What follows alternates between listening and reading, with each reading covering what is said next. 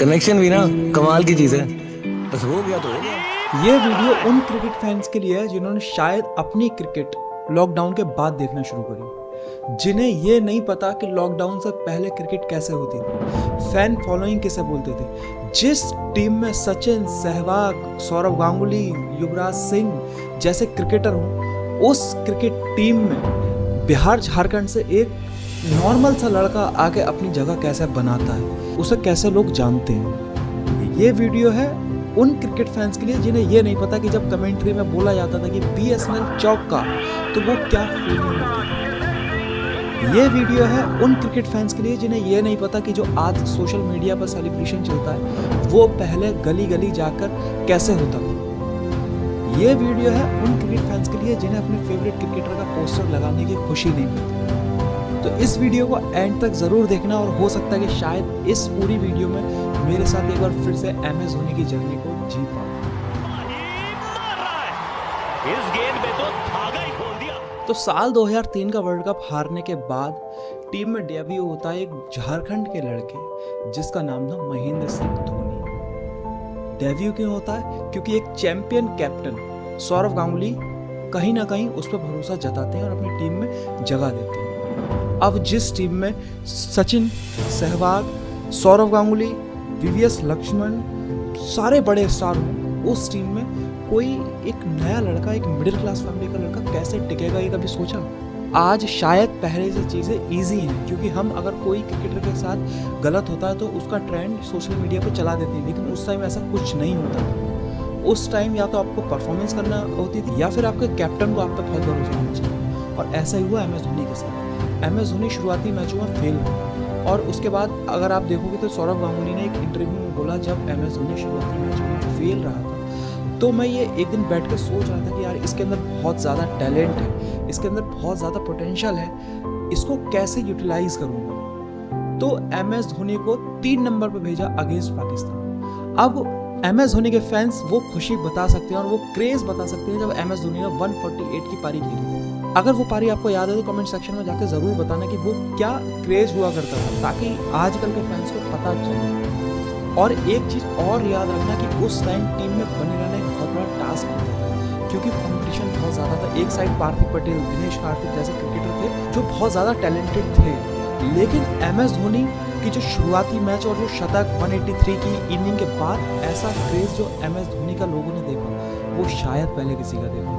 बड़े बालों के साथ उस TVS की बाइक के ऐड में आना, वो एक अलग फीलिंग थी। आजकल के फैंस शायद वो नहीं जान सकते कि सुबह को न्यूज़पेपर में MS धोनी का फोटो देखना, बल्ला उठाकर, वो क्या फीलिंग होती थी। अब आता है 2007 का वर्ल्ड कप, जहाँ पे इंडियन टीम का बहुत ज़्यादा बेकार परफॉर्मेंस था। उस वर्ल्ड कप में इंडियन टीम बांग्लादेश से हार के बाहर हो गई थी। सोचो, जिस टीम में सचिन, सहवाग, सौरव गांगुली, रोबिन उथप्पा और जितने स्टार थे सब थे, लेकिन फिर भी ग्रुप स्टेज से बाहर हो जाए। लोगों ने क्रिकेटर्स के घर की दीवारें तोड़ दी थी, इतना ज्यादा प्रदर्शन हुआ था क्रिकेट टीम के अगेंस्ट। ये वो टाइम था जब हिस्ट्री में सबसे ज्यादा एग्रेसिव लोग उसी टाइम हुए थे। यहाँ तक कि वर्ल्ड कप हारने के बाद इंडियन कोच को बाहर करा जाता है। उसी साल होना था T20 वर्ल्ड कप, पहली बार T20 वर्ल्ड कप था, और उस टाइम शायद T20 इतना फेमस नहीं था, इसलिए सीनियर जितने भी क्रिकेटर थे उन्होंने ले लिया रेस्ट। अब जब सबने रेस्ट ले लिया तो अब क्या करा जाए? सिलेक्टर्स ने सोचा कि इस बार एक नई यंग टीम चलते हैं और भेजते हैं, क्योंकि नया फॉर्मेट है, कोई इतना ज़्यादा पॉपुलर उस टाइम था नहीं। अगर चाहो तो जाकर क्रिकेटर्स के आप इंटरव्यू देख सकते हो। सबने ये बोला था कि हम सिर्फ ऐसे ही गए थे, इतनी ज़्यादा उम्मीद नहीं थी। लेकिन उस टीम में एक इंसान था जिसकी शायद किस्मत बदलने वाली थी, और वो इंडियन क्रिकेट को बदलने वाला था। वो था MS धोनी। MS धोनी को उस टीम का कैप्टन बनाया जाता है। अब लोग ये भी बोलते हैं कि वो कैप्टन बनाने का जो फैसला और जो एक राय दी थी वो सचिन तेंदुलकर ने दी। फिलहाल जो भी है, इंडियन क्रिकेट टीम का नया कैप्टन MS धोनी बनते हैं, वर्ल्ड कप खेलने जाते हैं, और उस वर्ल्ड कप में क्या हुआ वो सारे लोगों ने देखा, और वहां से राइज होता है MS धोनी। कैप्टनसी की शुरुआत वहीं से होती है। जिस खिलाड़ी को सिर्फ एक टूर्नामेंट के लिए कैप्टन बनाया हो, जिस कैप्टन के पास कोई कोच ना हो टीम का, वो कैप्टन वर्ल्ड कप जिता के लाता है इंडिया को। और शायद उस जनरेशन ने पहली बार देखा था कि वर्ल्ड कप जीतने की खुशी क्या होती है। अब लोग बोलते हैं कि MS धोनी ने सौरव गांगुली को बाहर करा, सौरव गांगुली को सही ट्रीटमेंट नहीं दिया। तो मैं उन्हें बताऊं, सौरव गांगुली के लास्ट टेस्ट मैच में MS धोनी कैप्टन होने के बाद भी लास्ट डे MS धोनी ने खुद सौरव गांगुली को कैप्टनसी के लिए भेजा ताकि as a captain Sourav Ganguly retire होते हैं। एक इंसान की अपने क्रिकेटर के लिए और अपने कैप्टन के लिए सोच यहाँ से पता चलती है। और MS धोनी को 2011 वर्ल्ड कप की भी तैयारी करनी थी क्योंकि चीज़ें बदल रही थी। 2000 वर्ल्ड कप अभी दूर था, तब तक सौरव गांगुली का खेलना शायद मुश्किल था, इसलिए सौरव गांगुली को साइड में करा। 2011 का वर्ल्ड कप आता है और वो वर्ल्ड कप इंडिया में होता है और इंडिया में भी हम वर्ल्ड कप जीतते हैं। कितने साल बाद? 28 साल बाद। अब जो लोग ये बोलते हैं कि कैप्टन क्या है, कैप्टन तो सिर्फ एक प्लेयर है, कैप्टन से क्या फ़र्क पड़ता है, उन्हें मैं बता दूं जो प्लेयर्स 2011 में खेले थे वो प्लेयर्स सालों से खेल रहे थे इंडियन टीम में। कोई 2 वर्ल्ड कप खेल चुका था, कोई 3 वर्ल्ड कप खेल चुका था। अगर कैप्टन से फ़र्क नहीं पड़ता तो वही प्लेयर पहले क्यों नहीं जीत पाए? लोग बोलेंगे कि एक छक्के ने वर्ल्ड कप नहीं जिताया, मैं मानता हूँ, लेकिन उस 6 मारने वाले खिलाड़ी ने कभी बोला भी नहीं कि एक छक्के ने वर्ल्ड कप जिताया। वो लोगों का प्यार है और लोगों ने डिसाइड करा है कि वो वर्ल्ड कप कैसे जीते, और तो इस चीज़ को वहीं छोड़ देते हैं। 2011 का वर्ल्ड कप जीतने के बाद एक और विवाद सामने आता है कि MS धोनी ने ये बोला कि रोटेशन पॉलिसी के तहत 3 खिलाड़ी नहीं खेल सकते। मतलब जो सीनियर खिलाड़ी थे हमारे उनको अब चेंज करा जाएगा। लेकिन ट्रांजिशन का दौर था, आगे क्रिकेट बदल रही थी, दुनिया आगे बहुत फास्ट हो चुकी थी, फील्डिंग बहुत चेंज हो चुकी थी, इसलिए MS धोनी ने ये फैसला लिया कि ये 3 क्रिकेटर एक साथ नहीं खेल सकते क्योंकि वो फील्ड में स्लो था। अब इसमें लोग बोलेंगे कि क्यों बाहर करा। आज रोहित शर्मा, विराट कोहली खेल रहे हैं, ये बात सच है, लेकिन एक टाइम बाद इन्हें भी रिटायर होना, ये जिंदगी भर नहीं खेल सकते। इसीलिए उस टाइम में इन तीनों से बोला गया कि आप एक साथ नहीं खेल सकते क्योंकि आप फील्ड में स्लो हो। सीनियर प्लेयर के बाहर होने के बाद शिखर धवन, रोहित शर्मा, रविंद्र जडेजा ऐसे प्लेयर मिले। फिर एक बार यंग टीम, बिल्कुल 2013 की चैंपियंस ट्रॉफी वो भी जीत जाते हैं। रोहित शर्मा का करियर उस टाइम उस मोड़ पर था कि पता नहीं ये सीरीज लास्ट है या फिर नेक्स्ट लास्ट है, लेकिन वही सौरव गांगुली वाली सोच कि यार इसके अंदर बहुत कुछ है, इससे निकालना कैसे, तो रोहित शर्मा को ओपनिंग कराई। और आज सब पता है दुनिया का सबसे बड़ा ओपनर अगर आप देखोगे तो रोहित शर्मा। यही चीज़ 2009 में विराट कोहली के साथ हुई। विराट कोहली का भी अगर स्टार्टिंग का करियर देखोगे तो कहीं ना कहीं वो फेल था। और MS धोनी के पास 2 चॉइस थी। एक CSK का प्लेयर जो CSK की तरफ से खेलता था, S बद्रीनाथ, चाहता तो 3 नंबर पर उसे कंटिन्यू कर सकता था क्योंकि उसका जो परफॉर्मेंस था अच्छा था विराट कोहली से, लेकिन कहीं ना कहीं MS धोनी को दिखा कि नहीं यार इसके अंदर कुछ ज़्यादा बड़ा है। आज सबके सामने दुनिया को इतना बड़ा क्रिकेटर मिला, क्यों? क्योंकि उस टाइम उस प्लेयर के कैप्टन ने उस पर भरोसा दिखाया। जो लोग बोलते हैं ना कि MS धोनी और विराट कोहली को कंपेयर करते हैं, MS धोनी और विराट कोहली को कंपेयर इसलिए कंपेयर नहीं कर सकते क्योंकि विराट कोहली का करियर बनाने में MS धोनी का हाथ है, जैसे सौरव गांगुली का हाथ था MS धोनी का करियर बनाने में। कभी आपने धोनी के फैन को ये देखा है कि वो सौरव गांगुली से कंपेयर कर रहे हैं? नहीं, क्योंकि उन्हें पता है कि सौरव गांगुली ने बनाया था MS धोनी को, तो ये कंपेरिजन जायज़ ही नहीं है, जैसे विराट कोहली और MS धोनी का जायज़ नहीं है। MS धोनी ने विराट कोहली का करियर अपने सामने बनाया। अब इसमें विराट कोहली के फैंस बोल सकते हैं कि वो तो विराट कोहली में टैलेंट था।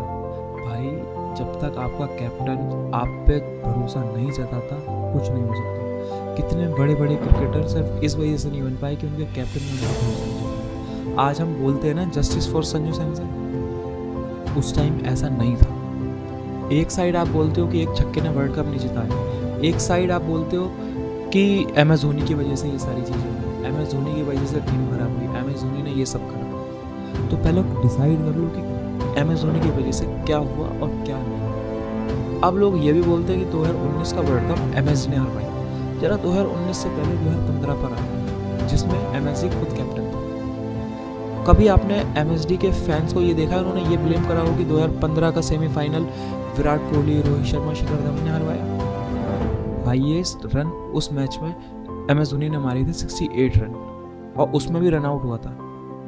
उसमें विराट कोहली का भी प्रदर्शन नहीं था, रोहित शर्मा का भी नहीं था। कभी किसी ने ये ब्लेम करा कि 2015 का वर्ल्ड कप हरवाया? नहीं, वो पूरी टीम हारी थी, यंग टीम थी, पूरी टीम हारी थी। और ऐसा नहीं होता है कि विराट कोहली कोई मैच हरवा दिया, रोहित शर्मा कोई मैच हरवा दिया।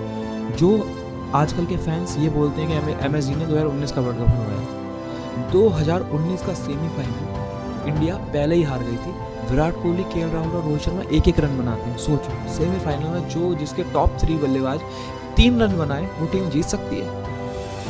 उस मैच में दिनेश कार्तिक ने 25 बॉल में 6 रन बनाए, वो टीम जीत सकती है।